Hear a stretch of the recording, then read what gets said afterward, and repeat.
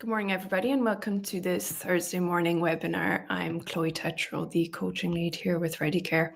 For today's session, we're going to look at setting goals that stick, and particularly coming into this part of January, where in the beginning stages, lots of resolutions could be flying about.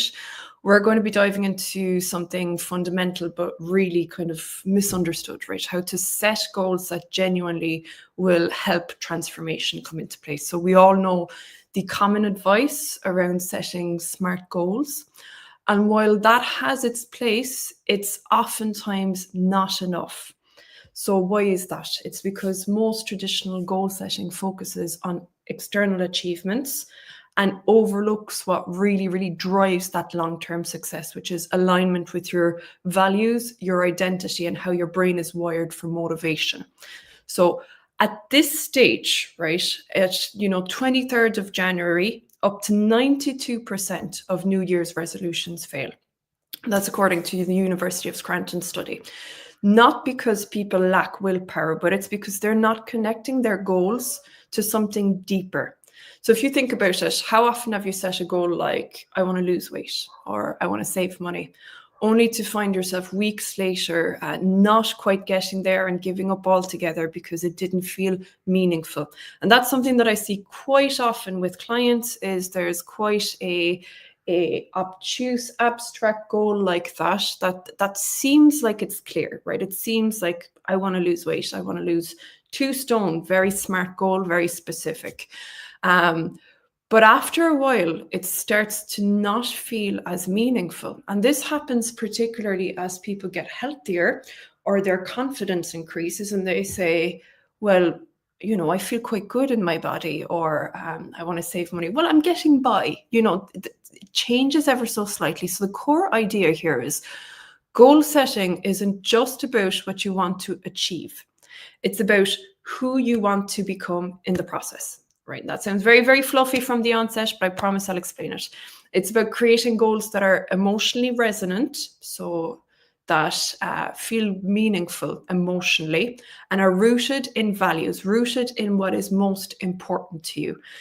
This is then supported by the brain's natural system for motivation and habit formation, right? I don't know why I'm doing it this way. The two things that people often say gets in the way of their goals is that they lack motivation and they will lack that ability to form helpful habits.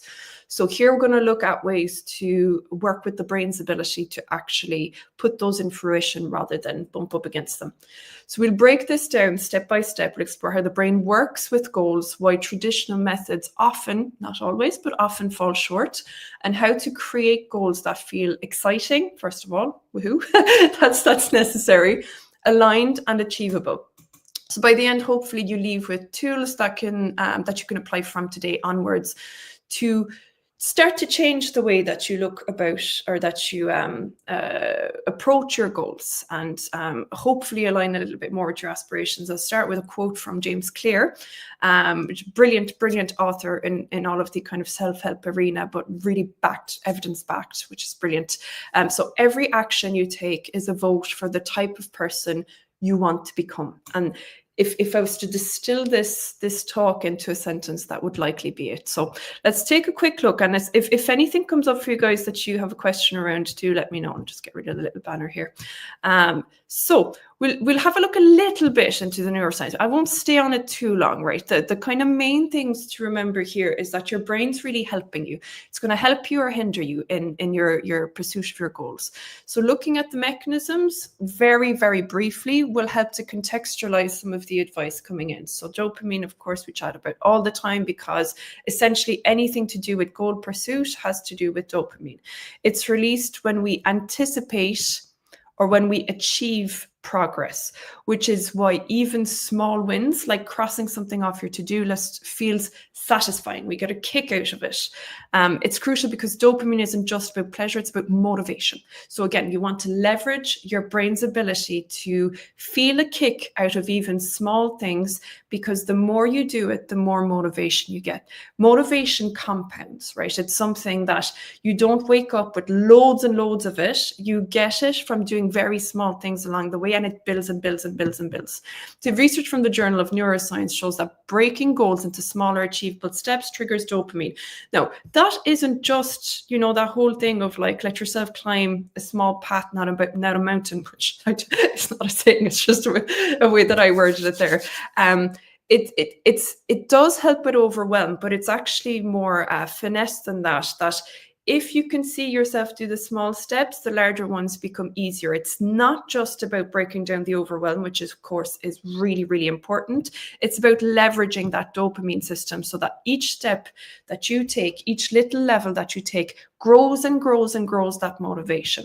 So your prefrontal cortex then is your rational planning part, your brain. It thrives on clarity and structure, which is why vague goals like get healthy often fail, because what the heck does that mean to your brain? What is healthy? On the flip side, you have your limbic system, which is your emotional brain, and this is extremely important.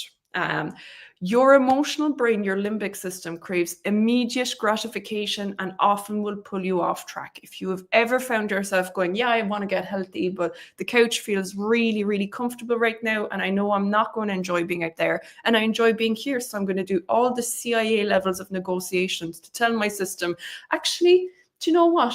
I need to embrace the way I am, which, there's nothing wrong with, but it's going to get in the way of very, very specific goals you've set in place. So even though your goals might be quote unquote smart and they are specific and measurable, if they don't align with your emotions are going to be like a little brat, right? They're going to throw the toys out of the pram and say, no, I want to stay in. It's warm in here. It's cold out there. Or building habits, that sounds tiring. I don't want to do that.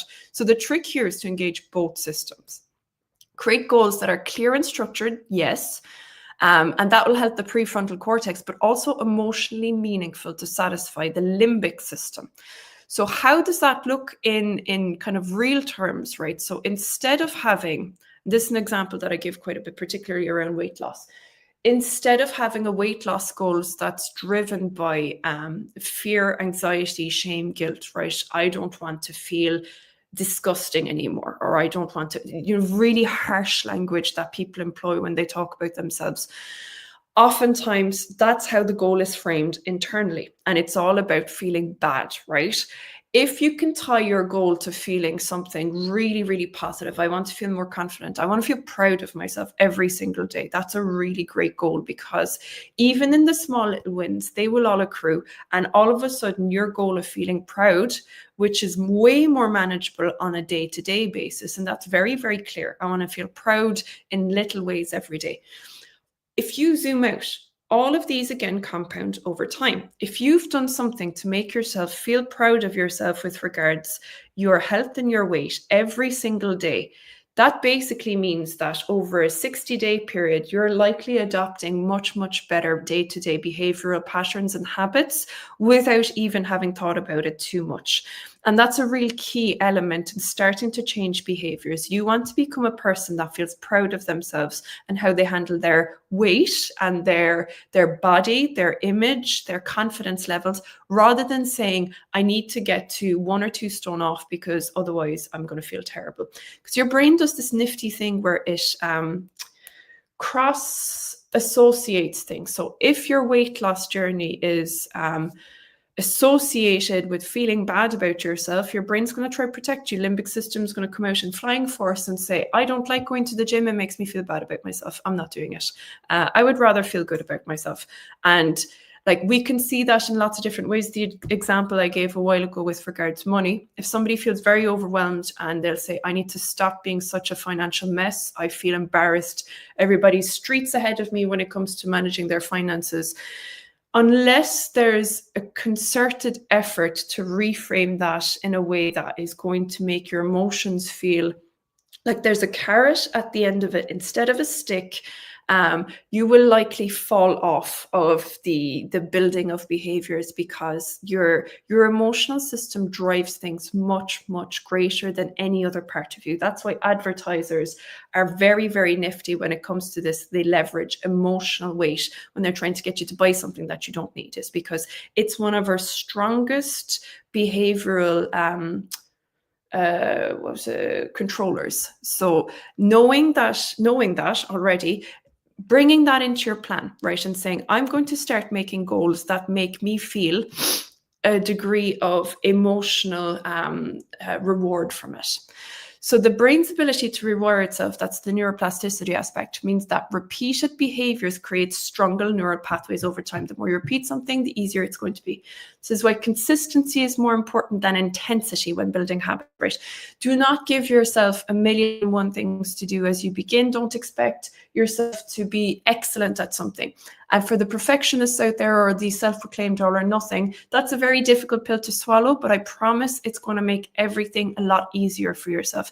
If you start small, we don't expect a toddler to come out reciting Shakespeare. We don't expect them to be able to have the motor skills of unpracticed skills that they have.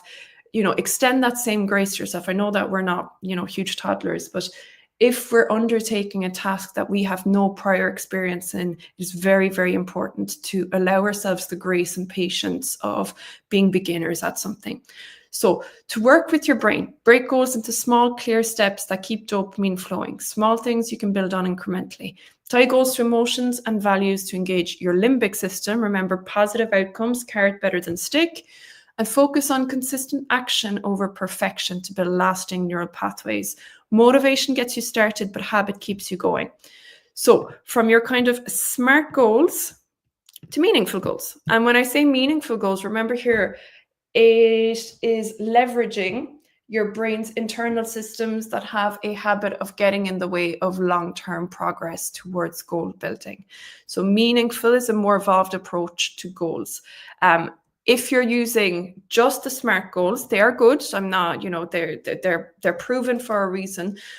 But while they're good at a starting point, they're limited because they focus too much on the external achievements, but not enough on the internal alignment. So looking to evolve this approach to create goals. Get your emotionally charged goals, right? This degree of repetition here on purpose. The brain is wired to prioritize goals that evoke a strong emotional response because emotions drive behavior. So when you have a goal like lose 10 pounds, that'll check the SMART boxes, but it doesn't spark your emotions. So instead, try reframing it as I want to feel energized and confident every morning. That shift will create a deeper connection to the goal because really, who doesn't want to feel energized and confident every morning? Who doesn't want to have more confidence walking into a social event? Who doesn't want to feel proud of themselves, right? These are things that feel like a reward to your system rather than a beating stick. So process-oriented goals then. Traditional goals will focus on the outcome, but research shows from the Journal of Applied Psychology, 2015, shows that process-oriented goals are 3 times more effective. Now, that's no short change because they keep you engaged in the daily actions that lead to success. So if your outcome was save 5 grand by next December, your process goal is track your spending weekly and reduce unnecessary expenses. Again, so it's like I was saying a while ago, it's much, much easier to focus on that and see that if you were a person that minded their money a little bit better or were better at saving, these are the types of day-to-day behaviors you would adopt. So in becoming somebody that is able to save 5 grand, it's focusing on your day-to-day actions, right? Things like tracking, reducing unnecessary expenses, because you are also able to leverage the dopamine that will come from very small examples of doing that every single day. If you're standing on the Tesco aisle or wherever it is that you shop, in one hand you've got breast of chicken, $5.99, on the other you've got breast of chicken, $5.10, for example, and you go for the $5.10. Every small thing that you do like that is going to make that 5 grand goal feel more and more and more attainable because essentially you are now adopting the behaviors of a person who is able and capable of doing these things. So have some flexible yet specific goals. It's a mixture of the two of those. So life is unpredictable. It's not really fair to expect yourself to perform at your best all of the time and to get really mean and berate yourself when life inevitably happens and You have a very stressful period, somebody in your life is sick, you're sick yourself, and you're getting really down on yourself for not performing at the best of your ability all the time. But rigid goals will often backfire when circumstances change, Instead, if you create goals that are clear but adaptable, for example, exercise 4 days a week allows flexibility without losing structures. And I would even go further and say, do an amount of movement, 4 times a week, right? That can mean very different things depending on the week that you're having. If you've smallies and they're all out with chicken pox, it's a lot harder to find that time. But if you say to yourself, look, they're just gone to bed, I'm going to throw on an old YouTube video here, check, I've done my movement for the day. It's allowing the degree of flexibility. And, for those that are very, very tied to SMART goals, I'm very open to comments and questions and all of that. But overall, these things are a lot more easier to sustain. And the more you see yourself as a person capable of doing these things, the more you have greater agency and self-belief and confidence in your ability to undergo specific changes. And that will massively help with your self-efficacy, which is really the thing that will determine how much you believe you're able to do these changes. If your self-efficacy is low, that's your, you don't believe that you can do, going to the gym for 40 minutes. That's a very specific, measured goal. If for whatever reason life happens and you're incapable of doing that for that week, it's going to make you start to feel like, gosh, what am I doing? I can't even stick to my basic goal. What's wrong with me? And then you start that flood of emotion that we were chatting about that makes you feel absolutely rubbish about yourself and feel like, why am I doing any of this? All of this is just making me feel bad about myself. I'd rather just not bother. And that's really the psychology of what happens with goals being missed. So here we're looking at leveraging that hugely. So when you're setting a goal, ask yourself, does this goal excite me emotionally? Am I going to get something that makes my system feel like, I'd actually really love that? And this might sound very basic, but you would be absolutely surprised how many people set goals that are based on making themselves feel rubbish, not good enough, and like who they are fundamentally is so disgusting and terrible that they need to absolutely berate themselves on a continuous basis to change everything about themselves. Otherwise, the world is going to collapse and the sky is going to fall. So is it focused on daily actions that you can control? Right? Things like, am I going to try and make a better financial decision when faced with 2 decisions? That is very different than I'm going to become so financially literate that I'm going to start a multi-million-dollar company by the end of the year, right? It's very small behaviors, but are they behaviors that you can control? Is the gym now turning into movement, right? Can I do movement 4 times a week for X amount of time? That feels good for my body. Those things are a lot easier to control if life gets in the way. So it's allowing for changes to occur. Bad night's sleep, terrible conversation with your boss that now makes you think, I actually can't focus on anything else that day. This has my day absolutely ruined. No, I'm not going to go to the gym because I'm going to sit here and practice what I should have said instead. Right? It allows for that flexibility to come in. Can you adapt it if life gets in the way? Basically is the major takeaway here. So goals that engage both your emotions and your actions are not just tasks, they're catalysts of transformation. So we're looking here, we're kind of skirting around the issue here a little bit of bridging goals with identity and values. So identity-based goals,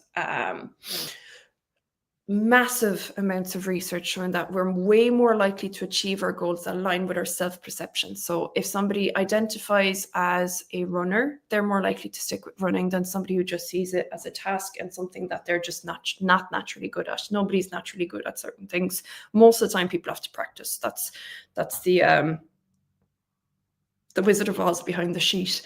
Again, James Clear says this very well, is every action you take, to repeat that, is a vote for the type of person you want to become. So instead of just focusing on what you want to achieve, focus on who you want to be. I want to be a person that values their health, right? And that can show itself in lots of different ways. That aligns with your values. You'll say, well, my value is family, and I want to make sure that I'm healthy enough to keep up with kids. I'm healthy enough to say to them, look, once a week, let's all go on a walk together, because that would be a really nice activity rather than us all just sitting down on our various screens like we do most weeks. Whatever it may be, right? That you find your driving engine. If your primary value is autonomy, right? Lots of people I chat to look after their health because freedom is way more important to them than anything else. They could say, I really don't want to find myself in a position where my life gets smaller and smaller and smaller, and I'm constantly having to have somebody else look after me. Oh gosh, no, what can I do to change that? And that feels very different than somebody coming in and saying, look, you need to lose weight. Most people have an internal teenager that'll say, don't tell me what to do.